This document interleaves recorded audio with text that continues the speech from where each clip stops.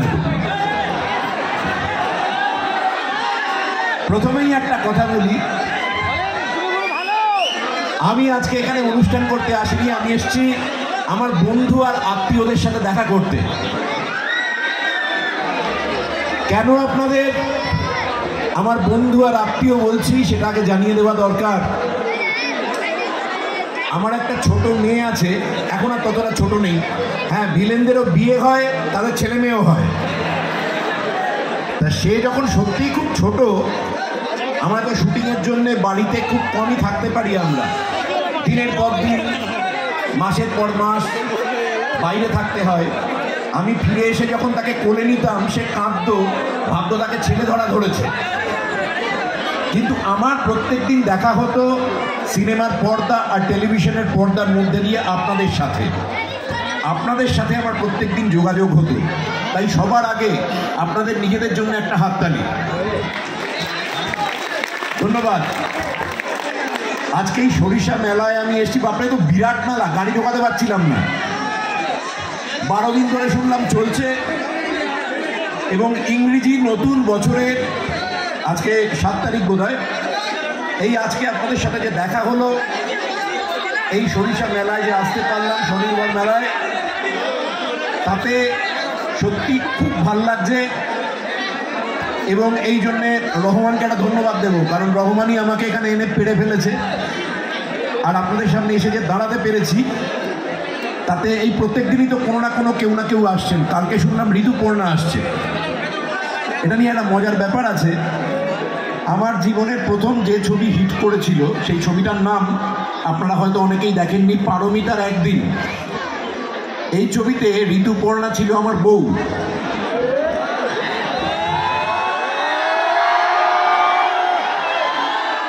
কাজেই কালকেও আসছে, শুনে খুবই ভালো লাগছে। আমার প্রথম আমার ছবির বউ।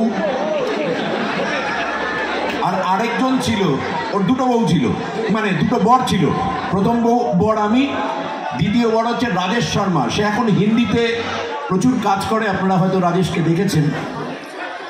এই ঋতুপর্ণা বাদ দিয়ে বাংলা ফিল্ম ইন্ডাস্ট্রিতে হিরোইন হিসাবে যাদের দেখেন, তাদের সবার আমি বাবা হয়ে গেছি।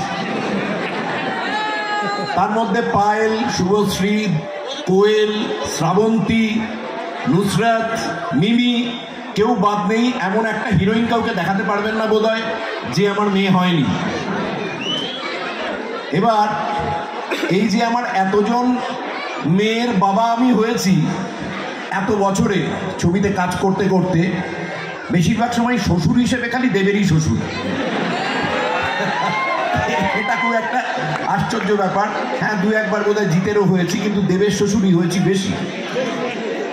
আর আরেকজনের ক্ষেত্রে আরেকজন নায়িকা রয়েছেন, যিনি ঋতুপর্ণারও আগে নায়িকার কাজ করতেন, পরে প্রচুর ছবিতে আপনারা বুম্বাদার মা হিসেবে তাকে দেখেছেন। তিনি হচ্ছেন লাবণী সরকার। লাবণীকে দেখেছেন তো বুম্বাদার মা হিসেবে? দারুণ অভিনেত্রী। এই লাবণীর সাথে আবার আমার অন্যরকম একটা এই ছবির ইকুয়েশন জড়িয়ে আছে। লাবণীর সাথে বোধহয় যত রকম সম্পর্ক হয়, সব রকম সম্পর্কে আমি অভিনয় করেছি। লাবণীর বাবা হয়েছি হরিপদ ব্যান্ডওয়ালাতে। আবার আমার প্রতিজ্ঞা বলে স্বপন সাহার একটা ছবি হয়েছিল, সেখানটা লাবণী আমার মা হয়েছে। এছাড়া বউ হয়েছে, প্রেমিকা হয়েছে, এরকম তো অজস্র। কাজেই এই ছবির জগৎটা একটা সত্যি জগৎ তো নয়, মায়া জগৎ, এবং একটা রূপকথার জগৎ। আমরা ছোটবেলা ঠাকুমা দিদিমার কাছে যে রূপকথা শুনি বা বই থেকে যে রূপকথা পড়ি, সেটা কীরকম? এক রাজপুত্র থাকে, তাকে অপূর্ব দেখতে, আর এক রাজকন্যা থাকে, তাকেও অপূর্ব দেখতে। এদের দুজনের মধ্যে একটা প্রেম হয়, তারপর একটা রাক্ষস আসে।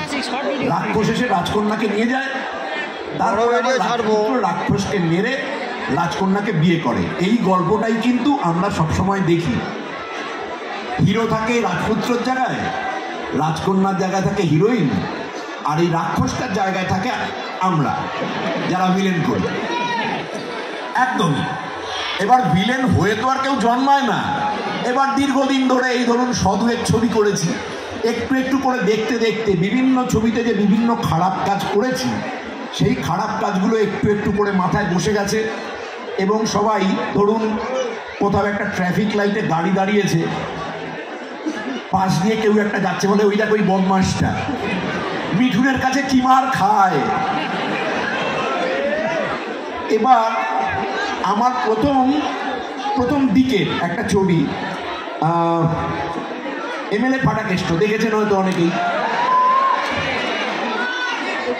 সেই এমএলএ ফাটাকেষ্টে যেখানটায় বস্তি পোড়ানোর পরে মিঠুনদা বলেছিল ওই ঠান্ডা করে বসে হে হে হে করতে সবাই পারে, তার এগেনস্টে আমি তখন দাঁড়িয়ে বলেছিলাম, এই এই এই 7 দিনের জন্য চেয়ারটা ছেড়ে দিচ্ছি, মন্ত্রিত্বটা গুন্ডামির আঁকড়া নয় যে 2-4টে পেটো মারলি কিংবা 5-10টা লাশ ফেললি অমনি সব সমস্যার সমাধান হয়ে গেল। 7 দিনের জন্য চেয়ারটা ছেড়ে দিচ্ছি, বসে দেখা কি করতে পারিস দেখা। এই ডায়লগটা বলেছিলাম এবং তারপর তো বাকি সবকিছু হয়েছিল। ফলে আমার মাকে নিয়ে ছবিটা দেখতে গেছি, কি গালাগাল করছে সবাই, কান পাতা যাচ্ছে না, মার কানে হাত দিয়ে এরকম অবস্থা, এই গালাগালা শোনা যাচ্ছে না। মা আমায় বললেন অভিনয়টা ভালো হয়েছে, মা বললেন অভিনয়টা ভালো হয়েছে, মানে সবাই যে রাগ করছে এটা বোঝা যাচ্ছে যে সবাই বিশ্বাস করছে যে আমি সত্যি একটা খারাপ লোক। এবার ভিলেনদের একটা সুবিধে থাকে, একজন হিরোর অভিনয় দেখে আপনারা যখন গলায় মালা দিচ্ছেন হিরো বুঝছে যে সে অভিনয় ভালো করেছে, যখন গলায় মালা দিচ্ছেন না গালি দিচ্ছেন সে বুঝছে অভিনয়টা ভালো হলো না, তাকে আরো পরিশ্রম করতে হবে। ভিলেনের কাজ করাটা বোঝার জায়গায় থাকে না, কারণ যদি তাকে প্রশংসা করেন তাহলেও সে ভালো অভিনয় করেছে, ওই যদি গালাগালি দেন তাহলে বোঝা যায় সে ভালো অভিনয় করেছে। কাজে ভিলেনের কোনো মার নেই, ভিলেনকে সবসময় মনে হয় সে ভালো অভিনয় করছে।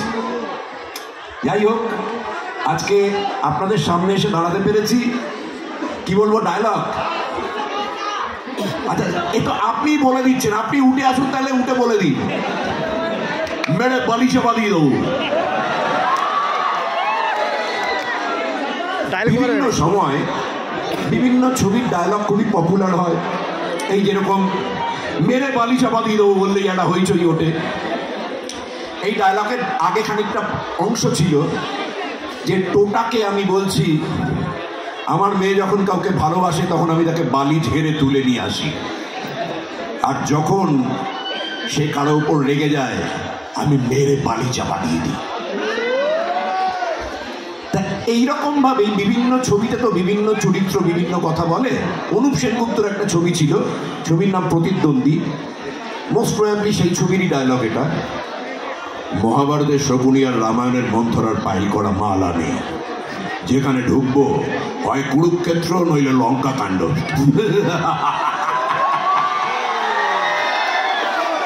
এই প্রত্যেকটাই কেউ লিখে দেয়, কেউ আমাদের সাজিয়ে দেয়, আমরা বলি।